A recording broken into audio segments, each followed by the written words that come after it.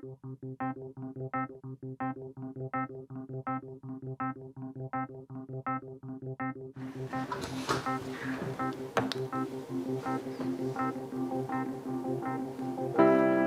I think of independent watchmaking, I think of people in different roles. And for me, Vianney Halter has always been the greatest poet of independent watchmaking.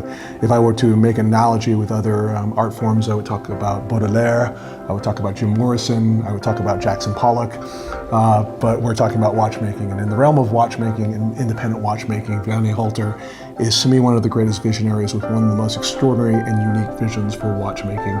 Vianney, how are you, sir? Oh, fine, and you? I'm very well, I'm very well. Thank you for inviting us to Antiqua. Yeah? So it's a lovely day, it's very atmospheric. Yeah, welcome in the real Antiqua style. Yes, exactly. I see the mist is all around us. Yeah. It's like a scene from Highlander. So, Vianney, I want to know, who is Vianney Halter? Like, who are you? Where did you come from? Did you transport from another universe? Are you from the future? Tell us who you are, sir. To know exactly if I'm coming from another universe, I have to ask my parents. But unfortunately, they passed away a long time ago, and I have to wait for my time also to ask them. Hopefully it's a long time from now. Yeah. And but I'm watchmaker from the beginning of my life, I think, because I started to collect tower clock or things like this, machinery, when I was 10 years old. Very quickly, at 14, I went to the watchmaking school in Paris to learn about watches and this job. And I don't know why, but my life was that. And at the beginning, I work a lot on the antique things, right? Antique clocks, antique watches, pocket watches. And for a watchmaker, it's very important to have an experience in this small world, because you touch and you discover history, and what was also the way and the journey of the watchmaking travel. And for me, it was very important to know the vision and the life of these people in the past. But now I'm a contemporary watchmaker, right, at the bench, making a modern piece, right, even if I get inspiration in the past, or if I sometime going in the future to collect things. See, that's what I love about your vision for watchmaking. And I know one of your big heroes is Antiqua. You know, in fact, you've named your society a little bit after him as well. But at the same time, you're a huge Trekkie, right? So, in fact, Vianney is actually making a watch for himself, and it's using Klingon for its indexes, which I love. So I want to talk about 1998 and when the world set eyes on a watch called the Antiqua, right? Which was a perpetual calendar like nothing anyone had ever seen before. It had portholes separated for all the information, but the case, the design of the watch looked like it was something that was a mixture between Jules Verne and science fiction, something like from Star Trek. Tell us about the Antiqua and tell us what the inspiration was. The Antiqua, at the end, it was not a target to create a brand and to create a watch collection. It was only to create a tool to sell my skill and to sell my knowledge and show what it's possible to do in watchmaking. Complication, cases, dials, and but to show that for the other and for customers to get some business or some contract from the big brands, I decided to create my piece, inspired by my story, with my own vision of the future, or of what I imagine for watchmaking, and also to pay tribute and to thanks also our ancestor in the watchmaking. I wanted to create one piece from the 19th century if the wristwatch existed in this time. Right.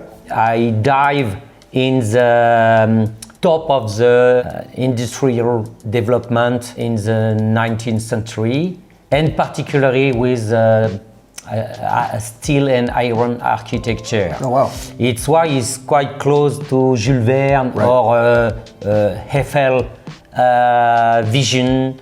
And also, for me, I was inspired by the war between watchmaker to get the right time, to know the longitude, right, and to get power to conquest new territory. And it was exactly my vision. If the Captain Nemo in the Nautilus wore the watch, the Antiqua, it's exactly this tool. That's so cool. So when did you get the idea of decentralizing all the information for the perpetual calendar? I mean, we look here, and we've got time in this porthole, then we've got the date here, we've got the days of the week, and then we've got the months plus the leap year indicator, all in separate portholes. At the beginning, I was very fascinated by the marine chronometer from Berthoud. Right. And the marine chronometer was built with the different dial on the main plate. Yes. Because each information, hour, minute, and second was very important separately to know and to avoid some interference between. Right. I was quite fascinated by this point of view to show a very basic and simple information. And for the perpetual calendar, it was always on the dial together and mixed. Yes. On only one thing. And hard to read. Yeah, I thought, okay, why to create a 3-port hole for hour, minute, second? Because now it's very old. But for the perpetual calendar, it's nice to get in this location to have the information. It's so cool. So what's incredible to me is that it's been 24 years since you created this watch. Yeah, 24. Right? And if you look at it and if you put it on your wrist, it's just as cool, as relevant, as perfect as it was the day you created it. Why do you think it's had this longevity? Yeah, of course now, but at the beginning I showed the watch in Basel in '98. Yes. Philippe Dufour was my sponsor to support me in the HCI, right. And he asked me to participate at the fair. And how it's impossible to say no when God asks you for something. And okay, I went. But the first day, it was a nightmare. No. Yeah, because a lot of people came to watch, to see the watch, to laugh. So people were laughing at it. Yeah. What is that? It's not a watch. And no one stopped or asked me, what is that? Who are you? No. In Basel, everything is possible. Right. The best and the worst. Wow. And I was the worst for the first day. Wow. Yeah. How did you feel after this? My mood was not really positive and I thought I'm not here to live things like this. Right. And I thought, okay, I packed everything and I leave. Right. Because stupid world of stupid companies and stupid people in the stupid world. No, I decided to maybe to leave, and Philippe was wait and see, Vianney. Don't start to a stupid excitation in your brain. And okay, I decided to wait. But the second day it was different because I think la nuit porte conseil. The night brought me wisdom. It's things like this. And after that, I think a lot of people slept with the vision of this piece. And the second day, a lot of people I saw laughing came, but with another feeling. Well, interesting. Yeah. Wow. And more people understood, okay, the watch and a guy. So they were curious about you. Yeah, yes. And the feeling changed. Right. And at the end it was, okay, some people understand a little bit. It's not a stupid watch, it's only another point of view. Right. And also the watch was quite made with some skill and some quality. Yes, absolutely. And even if it's 24 years ago, it was not what I'm doing now. I improved my skill, but it was interesting for someone else. And I met one guy. Hey, it's interesting. It's possible to make a this piece to give an order? Yes. And I said, why not? And I started like this. Who was it was an Italian guy. Wow. Yeah. And at what point did you know you had a real success? I think the beginning of 2000. Right. People came more and more to ask for things. I got some orders for the Antiqua. Right. I got also some different job. Yes. At the end through this piece, Right. because people saw that and okay, maybe it's possible to ask him for something else. Wow. And also after that, Gold File came. Right. And I think it was the starting point Right. to understand I'm not only a supplier. Right. I'm also a watchmaker. Right. And it's possible to do something else for myself. Vianney, I guess the question everyone will want to know is next year is the 25th anniversary of the Antiqua. Do you have any plans? Not really, but maybe I have some project to make things to remember this beginning story. Amazing. Yeah. So Vianney, I want to move forward to 2000. I think you said at this point people were starting to understand your work. There was really a hunger and desire for your pieces as well. You were really rising as a name in independent watchmaking.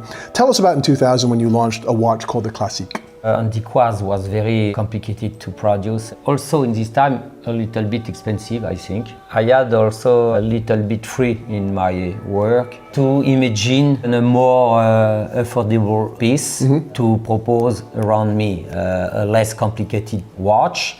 And also to explain, I understood what I did with the Antiqua, but to show also a very pure and simple things inspired by this Antiqua first step. Right. I decided to make a very basic watch showing only hour, minute, second on one piece, explaining really what I like in the metal and history of technology. Right. It's why I use rivets, quite sharp shape, and different also logs to break the common way to create a case. Absolutely.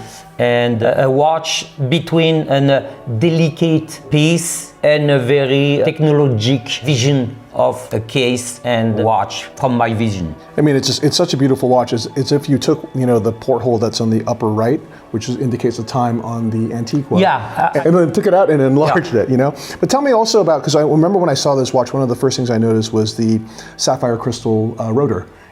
Yeah, it was also one step during my career to start to improve things in the watchmaking world and to use some technical device, maybe to improve or to give something more.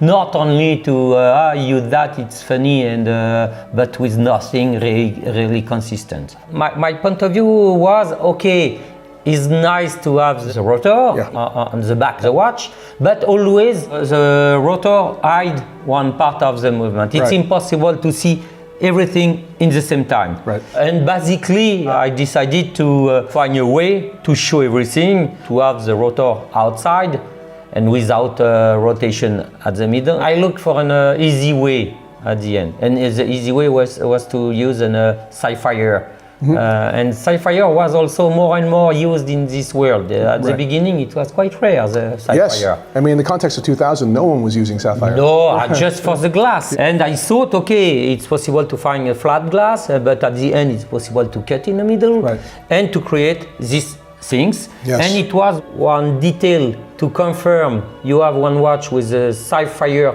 mystery rotor. Yes. It's a Vianney Halter watch. That's cool. I love that. So let's move forward to 2001 and to a watch called the Contemporaine with a moon phase indicator. Vianney, tell me a little bit about this. The Contemporaine was only to make what was my first vision before the Antiqua. Oh, really? Yeah. Before to make the Antiqua, I was in the situation to explore what is the style of the piece you want to create, to show and to sell your skill. I was firstly inspired by science fiction. Right. And I was in this time very fascinated by the Anki Bilal drawing in the science fiction comics. Right. I read all of his work, and always some characters was very fascinating for me. I started to imagine what it's possible to have on the wrist of this particular personage, Right. because I was very not skilled Yes. with the pen. Right. My idea was clear.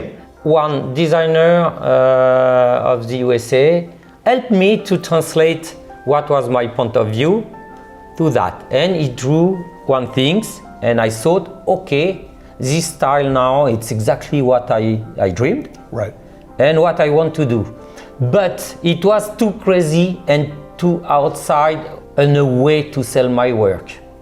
And it's why I came back with this style. I came back on the Antiqua. Right. But after that, I wanted to make some pieces of the first point of view, the contemporary watch. Right. The very first piece you dreamt of. Yeah, Right. and I made 5 pieces. That's cool. Only to remember, it was a beginning vision of the modern and new watchmaking. So in some ways the Contemporaine was the very first watch you ever dreamed of. Yeah, at the end it was the first. The second one was a classic. Right. But in the same time, I decided, okay, now I have some time, I create a Contemporaine before it will be impossible. Right. Yeah. And do you know where the 5 pieces are today? I know for some of them. One, it's in the colleagues collection. Wow. Kari Voutilainen. Oh, wow. Have one, a very lucky man. He's a very lucky man. Yeah, he's a very lucky man. My daughter looked for many years to find one and on the second-hand market, but no success right now. Indeed. And Kari got one. And for the other, I think one in the USA, maybe one in the South Asiatic countries, maybe Singapore or Thailand, and another one. Wow.